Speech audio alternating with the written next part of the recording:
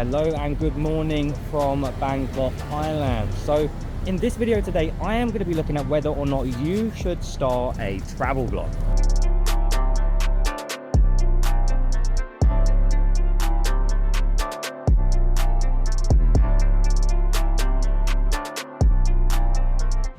Right here, right?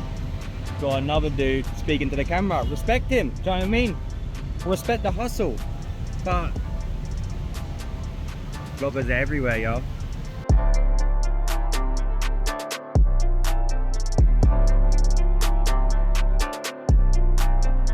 So as mentioned earlier, in this video today, we are going to look at three things in particular. One, we are going to look at, can you start a travel vlog? Secondly, we're going to look at, should you start a travel vlog? And then thirdly, we're going to look at some of the remedies to the problems that we are going to discuss in the first 2 points. I'm also going to show you my back end. And I don't mean that back end, you sick little puppy. I mean the back end of my YouTube, so you can actually see what it looks like on the back end of a travel vlogger's YouTube dashboard. So a little bit about me. I moved to Thailand in 2022. So I am from London, England. And before I came out here for a couple of months, I got trapped in the YouTube algorithms. I got pretty much hooked into watching these different Thailand travel vloggers. I'd see them going about their lives and it just looked mental, right? Key S1, Project Bangkok, Rob there, who I now know, and I'd see them going about their lives, right? They'd go around Bangkok, it looked awesome, they'd sit down, they'd get a little bit of food, the food looked good, it looked cheap, they'd go on little trips to the beach. The life just looked mental, and I thought I wanted a little bit of that. So I decided in September 2022 that I would up and leave the UK and I would move to Thailand for good with the intention of starting a travel vlog. This was the thing I was going to do. And so here I am at the time of recording. It is March 2024. I am like 18 months into my Thailand travel vlogging journey, and I can share that experience with you in this video. Okay, so let's start by looking at, can you start a travel vlog? So this is easy, right? You can. There is literally nothing stopping you. You get your phone out, you click record, you can upload it to a Google Drive or something, and then you decide, are you going to edit the video yourself or are you going to get a video editor to do it, right? You get that. You maybe create a thumbnail on something like Canva, or you get a designer to do it, and then you upload it to YouTube, right? That is as much as it takes. And the over theorizing around it, the overthinking about it, the barrier then becomes the work, right? Actually just getting your phone out, pressing record, talking to the camera, getting a bit of B-roll about what's going on around you, editing the video, then uploading it is literally all it takes. And anything outside of that is just like mental fluff, mental noise. It's just barriers stopping you from actually doing the thing. So let's not spend too much time on can you, because you can. Right? The only thing you really need to decide is, do you want to edit the videos yourself, or do you want to use either an AI tool to outsource a little bit of that, or completely outsource it to an editor? So you can get your videos edited for like $25 to a pretty high standard.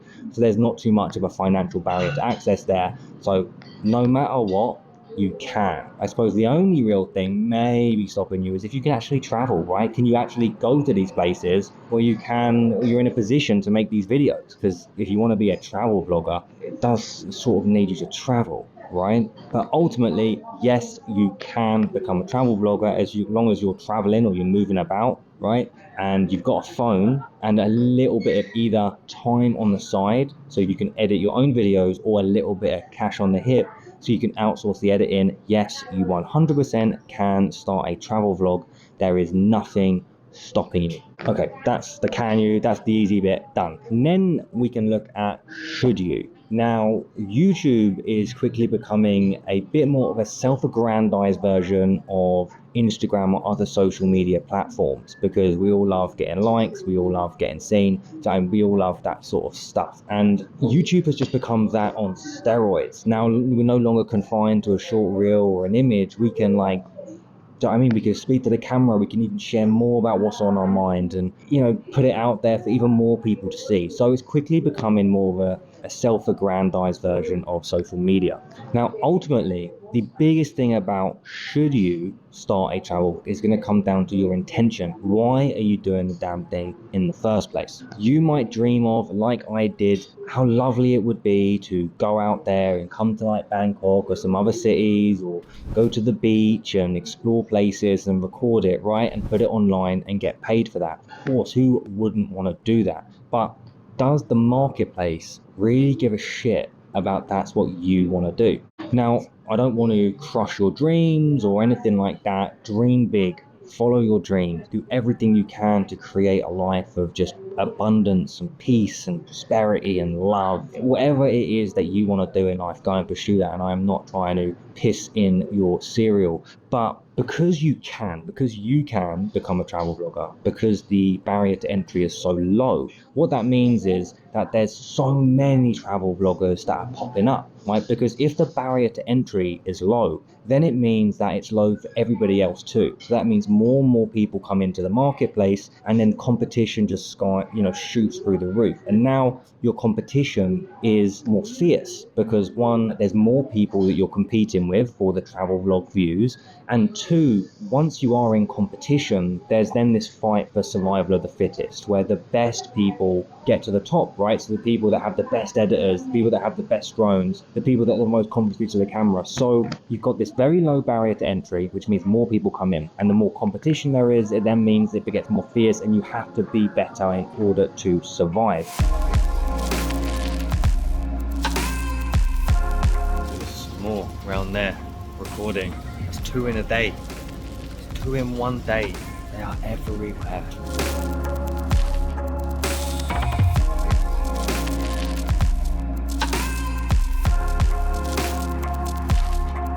So that is 2 bloggers in one day that I've seen in this local area, right? On the same day I'm making this video about should you become a blogger. Now the geezer in there, he's making a video about 7-Eleven, right? How easy is it for you to get your phone out, get your missus to hold it, and talk about the shit you're buying at 7-Eleven? It's easy, right? There's no barrier to entry, there's no skills required, anybody can do it, and as such, right, that makes it so much harder for you. So how are you gonna stand out? How are you gonna differentiate yourself from everybody else doing the same thing, right? Are you gonna be better, or are you gonna be different? Now, another reason why, the fact that it's so easy to become a travel vlogger is a concern, is because you're even more victim to the Pareto Principle. So the Pareto Principle, or the 80-20 law, or whatever else it is called, right, basically says that 80% of the outcomes come from 20% of the inputs, right? So 20% of the inputs give 80% of the outputs. So 80% of the cars drive on 20% of the roads, right? 80% of the accidents will happen on 20% of the roads. 80% of the people live in 20% of the cities, right? 80% of the money is owned by 20% of the people. That is just like how it works.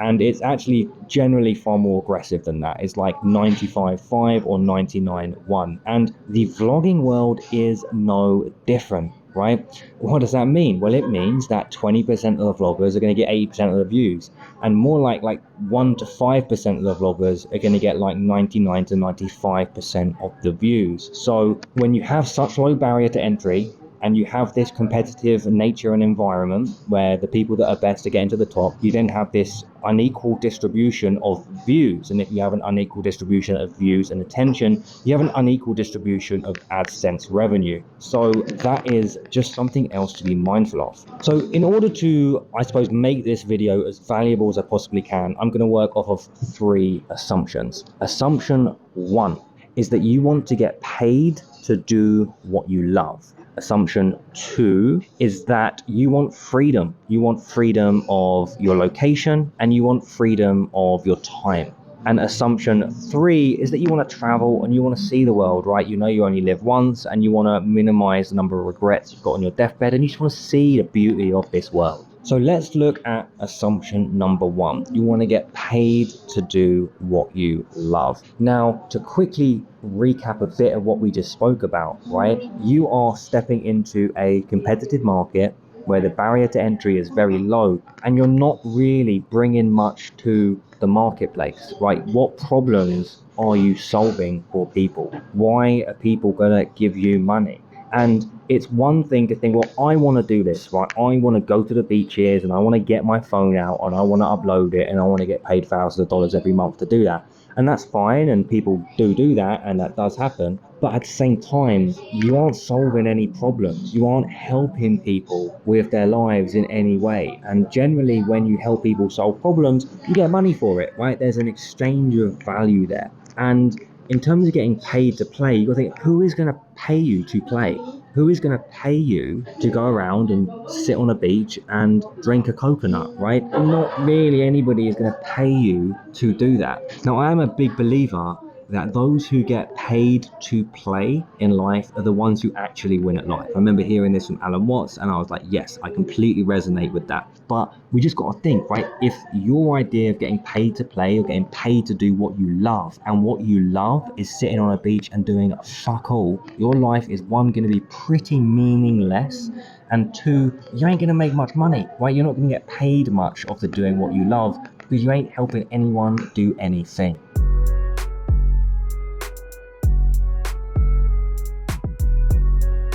Look, I don't want you to think that I am shitting on travel vlogs or discouraging you from launching your own travel vlog. Like, that's not the case. And I encourage you to start a travel vlog, and I applaud you, and I wish you nothing but success and peace and happiness on that journey. I suppose it's a bit of a glimpse into my own frustrations, my own disappointments, my own journey starting my own travel vlog. And I just want to share that with you so that, yeah, you can just take those lessons, take that pain and utilize them and incorporate them into your own journey.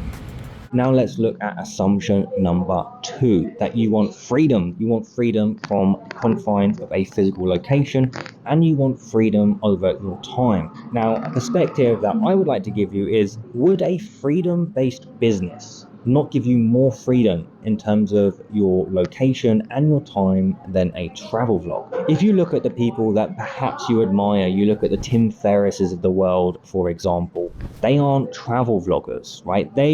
If we look at Tim, for example, he released a 4-hour work week because it was his freedom-based business, right, that enabled his new rich lifestyle to go and travel the world. It wasn't the fact he was documenting he was traveling the world, it was his freedom-based business which enabled him to have that freedom, the freedom of the confines of a physical location, the freedom of his time to do what he wanted when he wanted, and the freedom of his focus, to focus on what he wanted. And that came as the result of having an actual freedom-based business, not just recording him going around and traveling. So for me, what I've seen is that my freedom-based business, right, my remote income, whatever it is that I do that makes money outside of the vlog, enables my travel vlog, right? The travel vlog isn't the enabler of my freedom in terms of the ability to move around and do what I want when I want, right? My business or remote income enables my vlog. All right, so this is the day after I recorded yesterday's content about should you start a travel blog, and if it was too saturated.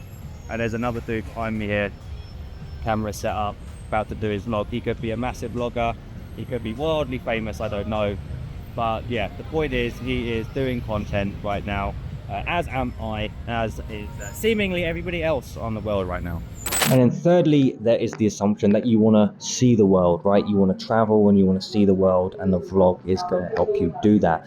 Now, again, traveling is a choice. It doesn't need to be because of the vlog. Now, what I have found is actually having a vlog can motivate me to go and do things I otherwise wouldn't have done. You know, I'll think, oh, I'll go here in Thailand, I'll go there. And the vlog is sort of a bit of a motivating thing because I know that I want to go and get content here. But it isn't necessarily the vlog which is the reason that you're traveling, right? We got to think that what is the purpose of the vlog? Are we assuming that the vlog is going to pay us money and that is going to bankroll our travel? Well, that is an assumption, and that is an assumption that you need to test, because why are you assuming that your travel vlog is going to pay you money to travel when really the travel vlog is the result of your traveling? So you have to be able to travel to do the vlog in the first place. So we're sort of caught between what came first, the chicken and the egg, right?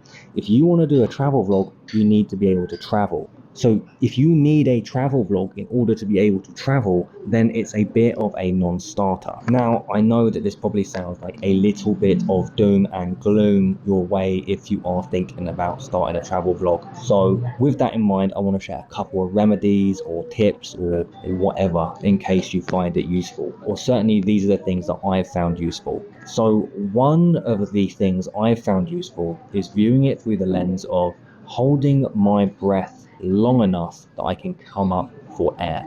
So the biggest risk to your travel vlog not working and you not creating this successful travel vlog by whatever measure of success you have, right? Whether it's 10k subs, 100k subs, whether it's 1k a month in revenue, 5k a month in revenue, whatever. It's going to take time to get there. And the biggest risk to you having a successful travel vlog is you stopping vlogging. That's the biggest risk, right? You burning out, you not having the endurance to do it for long enough. One, to actually put out enough content, and two, to do it enough to actually get good. You stopping is the biggest risk to you having a successful travel vlog. You are the single point of failure in the system that is you and your travel vlog. So for me, if I view it through the lens of I just need to keep on keeping on, and how can I create a vlog in a way where I'm viewing it over the long term, where I can just keep on keeping on and hold my breath long enough to come up for air. Some of the best things I've ever read was Jeff Bezos's Amazon's letters to shareholders. And what he basically points out in that is that Amazon is a fixed cost business, and once they hit a certain amount of capacity in their business, then they will be profitable. But the point was they went down, and the financiers of Amazon had to keep pumping money in to the point where Amazon could come up for air. And it's the same thing with your travel vlog, right? If you spend all your money too quickly, if you haven't created another form of income, if you haven't thought about these things, right, then the biggest risk is you not having big enough lungs. You haven't taken a big enough gasp of air and you're drowning. And because you drown, your travel vlog drowns and dies with you. I'm just rudely interrupting this should you start a travel vlog with a call to action to join my newsletter. So I've got a newsletter called Trippy Tuesdays, which I send out most Tuesdays, and it's around spirituality, travel, and entrepreneurship. So if that's the kind of thing you dig, please click the link in the description and or the pinned comment, and I will see you in the inbox soon. One of the reasons that I truly believe that my travel vlog or my YouTube channel will be successful is because I'm viewing it as a marathon and not a sprint, right? It is a byproduct of the other things that I'm doing in life. Now, the vlog doesn't bankroll my life, I bankroll my vlog. And I can do this for 1 year, I can do this for 3 years, I can do this for 5 years, I can do this for 10 years. And because I can do this over a 10-year period, I've got complete faith in myself that I'll be successful. Whereas if I thought I only had enough savings or I only had enough income or whatever that I could only do this for 6 months, sure, that would give me a sense of urgency and it would, burn a fire up my arse to go and do some shit. But at the same time, I don't know if that's going to be long enough for me to make it successful. So for me, viewing it as a marathon and not a sprint, viewing it over a 5 to 10 year horizon rather than a 6 to 12 month horizon, and just making sure that I keep my run rate low of my vlog so that it doesn't cost too much, that I can continue doing it indefinitely, that gives me the faith that over a long enough time horizon, I will be successful. Another thing that I think might be useful is to view your vlog as a business, right? Can you tie a back-end revenue model to your YouTube channel or your travel vlog? And this can be any revenue model that works for you. It could be sponsorships from whatever, travel insurance providers, it could be VPNs, whatever it is that people go in and sponsor travel vlogs for, right? You can try and get a sponsor. Secondly, you can try and get paid promotions, right? This can be from hotels, it can be restaurants, it can be resorts, it can be from whatever, right? So you can get paid promotions to promote on your channel. So that is another form of a back-end revenue model. Thirdly, there is selling something. Maybe you're selling services, maybe you're selling products, your own services or your own products on your channel. Again, this is a back-end revenue model. Now, because you've got a back-end revenue model, you can justify spending time and or money on the front end because you know you're going to get a return on the back end as well. Now, of course, there is YouTube AdSense, and I do know travel bloggers that make, thousands multiple thousands, tens of thousands of dollars a month in revenue just from the AdSense. But it can take time to build up to that. Whereas if you can tie a back-end revenue model to your YouTube channel and view it as a business where you've sort of got top of funnel, end of funnel acquisition cycles, then you can realistically justify investing more in the top of funnel content or your travel vlogs, or funding your lifestyle to create the travel vlogs, because at the bottom of the funnel you are generating revenue in the form of sponsorships or selling products or services or whatever it is, right? And then you can keep taking this money that comes out the bottom of the funnel, right, your back-end revenue model, and then reinvesting that into the top of the funnel and growing the channel like that. And that's something that I certainly think could be very useful when looking at the YouTube channel. But anyway, with all of this said and done, let's now jump into my laptop and I will show you the back end of my YouTube. Okay, so here is just a little look at the back end. So you can see I got 1,453 subscribers at the time of this recording.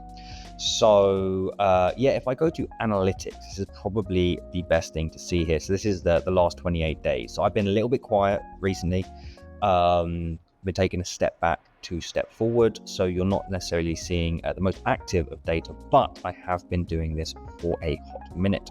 So this is the data over the last 28 days. So I have made a grand total of $2.21.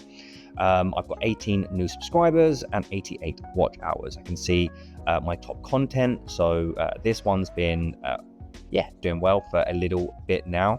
And then these 2 reels have been popping for a little bit. I jumped on the Andrew Tate bandwagon, just jumping on some of his content. But this is the content that we can see here. So if I look at, say, lifetime, what have I done? So no surprise here, the more active I am, the more views and shiznit I get. Well, I've got 190,000 views in total, 5,700 watch hours, and I've got 1,500 subscribers. So you get monetized at 4,000 watch hours and 1,000 subscribers. So I am monetized, and I have made a total of $23.21. Now that is putting out all of this content here. So tons and tons of videos. Now, look, I have made some quite catastrophic mistakes, shall we say. So, for example, some videos that did very, very well, so 10,000 views here, it was ineligible for monetization, which was very, very frustrating. So that is a good, useful lesson. I've also unlisted a lot of these just because I am sort of rebranding a little bit. But this is just showing you a little bit of the work that went into these. Is the videos. This isn't even all of them. So I've done 41 videos. Again, this one here, big mistake, 25,800 views and was ineligible for monetization. So you can learn from some of these mistakes. You don't know what video is going to pop or not.